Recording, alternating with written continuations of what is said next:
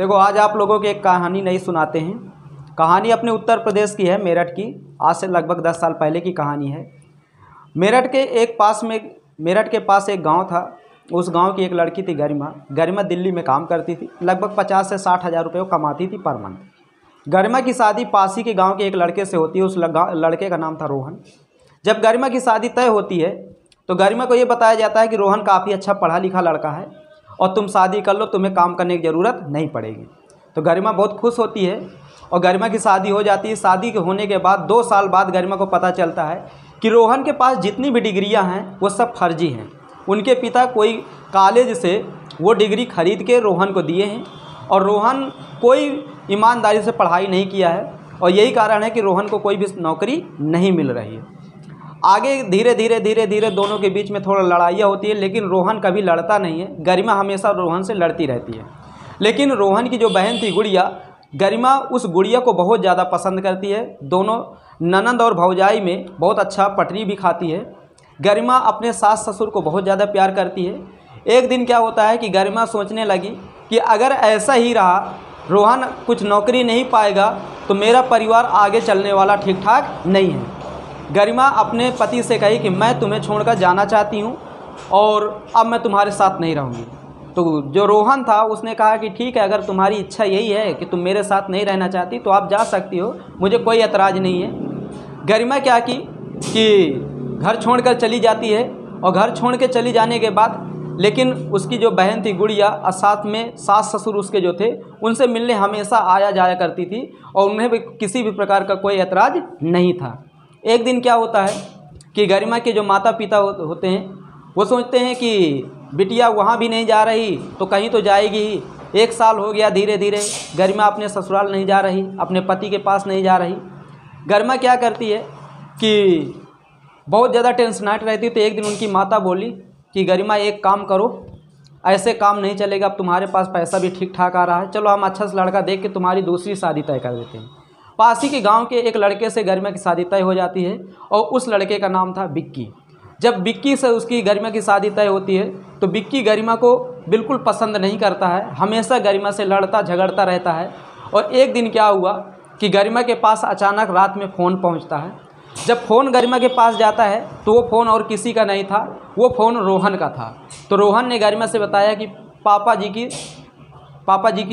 जी का देहांत हो गया है, अगर तुम देखना चाहती तो आ जाओ। तो गरिमा तुरंत फ़ोन वापस की और ये भी कहा कि जब तक मैं आ न जाऊँ तब तक आप चिता को आग नहीं लगाओगे।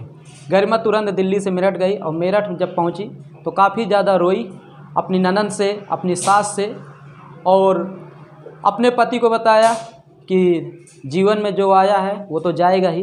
काफ़ी ज़्यादा दिलासा दी और उसके पति जो रोहन था काफ़ी ज़्यादा मायूस था।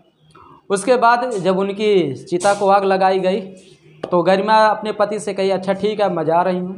तो उन्होंने कहा चलो ठीक है, मैं तुम्हें छोड़ दे रहा हूँ कुछ दूर तक। तो उसने कहा नहीं मैं चली जाऊँगी। लेकिन उसने फिर कहा कि चलो मैं तुम्हें छोड़ दे रहा हूँ। उसने कहा मैं चली जाऊँगी। जब रोहन जिद करने लगा तो गरिमा बोली रोहन से कि अच्छा ठीक है चलो साथ ही चलते हैं कुछ दूर तक। बस स्टैंड तक दोनों साथ ही जाते हैं। उसके बाद गरिमा बस में बैठ जाती है। रोहन गरिमा को देखता रहता है और गरिमा भी रोहन को देखती रहती है। गरिमा की बस चल देती है। जैसे ही बस आगे पहुंचती है तो रोहन पीछे काफ़ी ज़ोर से रोता है। तो गरिमा पीछे के जब मुड़ के देखती है तो देखती है रोहन रो रहा है, लेकिन अब मजबूरी है क्योंकि जाना तो पड़ेगा ही। गरिमा चली जाती है।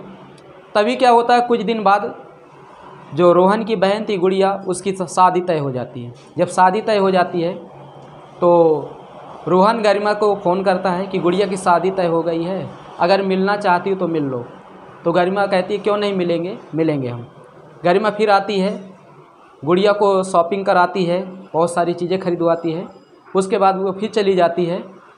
और तभी क्या होता है कि जब गुड़िया की बारात को 5 दिन रह जाते हैं तभी अचानक रोहन की माँ का देहांत हो जाता है। जब रोहन की माँ का देहांत हो जाता है तो रोहन फ़ोन लगाता है गरिमा के पास कि गरिमा माताजी का देहांत हो गया है, अगर तुम्हें देखना है तो आ जाओ। तो गरिमा बहुत ज़्यादा रोती है और वहाँ से आती है और रोहन को देखती है, गुड़िया को देखती है। उनके परिवार में और कोई सदस्य नहीं होता। माताजी की अंतिम क्रियाक्रम किया जाता है और अंतिम क्रिया करने के बाद गरिमा कहती है कि अब मैं जा रही हूँ क्योंकि जाना पड़ेगा। और तब रोहन जिद करता है कि एक काम करो, आज और रुक जाओ क्योंकि गुड़िया अकेले है और आज तुम इसके साथ रुक जाओ। गुड़िया भी कहती भाभी आज रुक जाओ। खैर रुक जाती है गरिमा।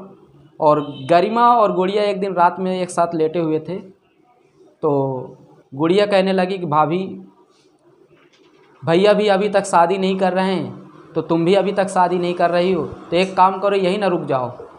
तो गरिमा बोली कि नहीं गुड़िया, मेरी शादी हो चुकी है, 1 साल हो गए हैं, लेकिन मुझे मेरे पति से कोई सुख नहीं मिल रहा। तो जब ये बात सुनती है गुड़िया कि मेरी शादी हो गई है तो गुड़िया काफ़ी ज़्यादा मायूस होती है, काफ़ी ज़्यादा दुखी होती है। फिर गरिमा कहती है ठीक है, जो हुआ तो ठीक हुआ, जो आगे होगा वो भी अच्छा होगा। जब तक तुम्हारी शादी नहीं हो जाती तब तक मैं यही हूँ। गरिमा लगभग 3 लाख रुपए रोहन को देती है कि इसकी शादी में किसी प्रकार की कोई दिक्कत ना आए। तभी क्या होता है कि धीरे धीरे 5 दिन बीत जाते हैं, बारात आती है, पूरा कार्यक्रम होता है। जब विदाई का समय सुबह पार होता है तो गरिमा का जो पति है विक्की, वो गरिमा के पास आता है और गरिमा को मारने के लिए थप्पड़ उठाता है।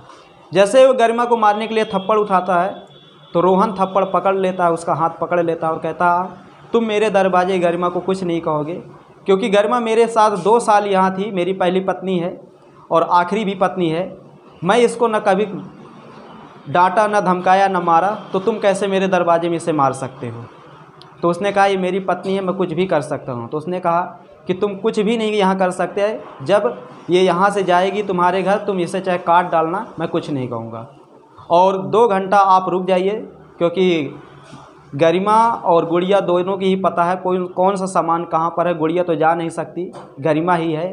2 घंटा और रुक जाओ, उसके बाद तुम इसे ले जाओ। तो गरिमा का जो पति है विक्की, वो कहता है मैं इसे 1 सेकंड भी यहाँ नहीं रुकूँगा, मैं इसे तुरंत अपने साथ ले जाऊँगा। दोनों के बीच में ऐसी बहस चलती है।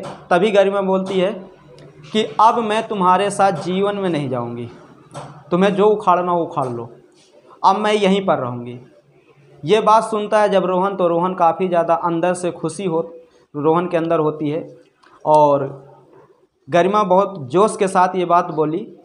तभी क्या होता है कि विक्की बिल्कुल उदास हो जाता है कि ये यहाँ से जाएगी नहीं तो फिर मामला गड़बड़ा जाएगा। तो विक्की भी गुस्से में कहता है कि अगर तुम आज यहाँ से नहीं जाओगी तो जीवन में मेरे दरवाजे कभी मत आना। तो गरिमा कहती है जीवन में क्या, मैं कभी तुम्हारे दरवाजे नहीं आऊँगी, चाहे मैं रोड पे रह करके या रोड में लेट करके या रोड में बैठ करके मैं अपना जीवन गुजार लूँगी, लेकिन तुम्हारे दरवाजे कभी नहीं आऊँगी। और इतना कहकर विक्की चला जाता है। तभी गरिमा रोहन से कहती क्या तुम मुझे अपनाओगे। तो रोहन कहता है कि ऐसी पत्नी को कौन नहीं अपनाएगा, मैं तुम्हें अपनाऊंगा। रोहन उससे दोबारा शादी करता है और उसके बाद दोनों मिल कर के गुड़िया को विदा करते हैं। और अभी वर्तमान में बताया जाता है कि रोहन के लगभग 2 बच्चे और गुड़िया के भी 2 बच्चे हैं और आज वो पूरा परिवार बहुत खुशी के साथ अपना जीवन बिता रहा है। तो मैं दोस्तों यही बताना चाहूँगा इस कहानी के माध्यम से कि हमें किसी के ऊपर बेफालतू का शक नहीं करना चाहिए। हो सकता है वो व्यक्ति बहुत अंदर से अच्छा हो, किसी की डिग्री के देख करके हमें किसी इंसान को जज नहीं करना चाहिए कि वो बहुत ज़्यादा योग्य होगा। बहुत लोगों के पास बहुत बड़ी बड़ी डिग्रियां होती हैं लेकिन उन्हें सामाजिक ज्ञान और पारिवारिक ज्ञान नहीं होता, तो हमारे नज़र में तो वो लोग बिल्कुल बेकार हैं। तो रोहन के पास भले डिग्रियां नहीं थी अच्छी, और डिग्रियां थी तो लोकल थी, लेकिन रोहन के पास समझदारी विक्की से कहीं ज़्यादा थी। तो दोस्तों उम्मीद करता हूँ ये कहानी आपको पसंद आई होगी। धन्यवाद।